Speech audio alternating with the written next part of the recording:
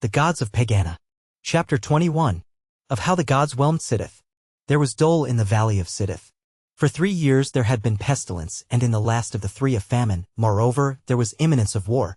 Throughout all Sidith men died night and day within the temple of all the gods save one, for none may pray to Manawai-o-Disushai. Did the priests of the gods pray hard?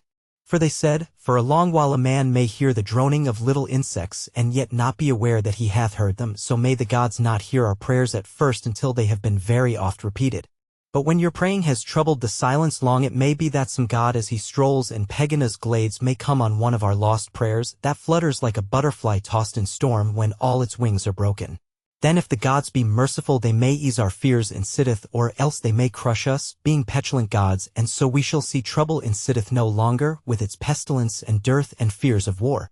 But in the 4th year of the pestilence and in the 2nd year of the famine, and while still there was imminence of war, came all the people of Sidith to the door of the temple of all the gods save one, where none may enter but the priests, but only leave gifts and go. And there the people cried out, O high prophet of all the gods save one, priest of Kib, priest of Sish, and priest of Mung, teller of the mysteries of Dora's hand, receiver of the gifts of the people, and lord of prayer. What doest thou within the temple of all the gods save one? And Arbrinhadith, who was the high prophet, answered, I pray for all the people. But the people answered, O high prophet of all the gods save one, priest of Kib, priest of Sish, and priest of Mung, teller of the mysteries of Dora's hand, receiver of the gifts of the people, and lord of prayer. For 4 long years hast thou prayed with the priests of all thine order, while we brought ye gifts and died. Now therefore, since they have not heard thee in 4 grim years, thou must go and carry to their faces the prayer of the people of Sidith when they go to drive the thunder to his pasture upon the mountain Agranon. Or else there shall no longer be gifts upon thy temple door whenever falls the dew, that thou and thine order may fatten. Then thou shalt say before their faces, O all the gods save one, lords of the worlds, whose child is the eclipse, take back thy pestilence from Sidith, for ye have played the game of the gods too long with the people of Sidith, who would fain have done with the gods. Then in great fear answered the high prophet, saying, What if the gods be angry and whelm Sidith? And the people answered, Then are we sooner done with pestilence and famine and the imminence of war. That night the thunder howled upon Agranon, which stood a peak above all others in the land of Sidith.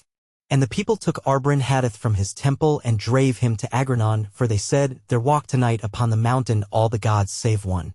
And Arbrinhadith went trembling to the gods.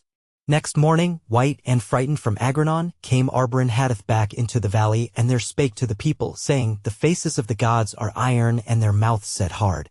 There is no hope from the gods. Then said the people, Thou shalt go to Manawai-o-Disushai, to whom no man may pray. Seek him upon Agranon, where it lifts clear into the stillness before morning, and on its summit, where all things seem to rest, surely there rests also Manawai-o-Disushai. Go to him and say, Thou hast made evil gods, and they smite Sidith. Perchance he hath forgotten all his gods, or hath not heard of Sidith. Thou hast escaped the thunder of the gods, surely thou shalt also escape the stillness of Manawai-o-Disushai. Upon a morning when the sky and lakes were clear and the world still, and Agranon was stiller than the world, Arbrinhadith crept in fear towards the slopes of Agranon, because the people were urgent. All that day men saw him climbing. At night he rested near the top.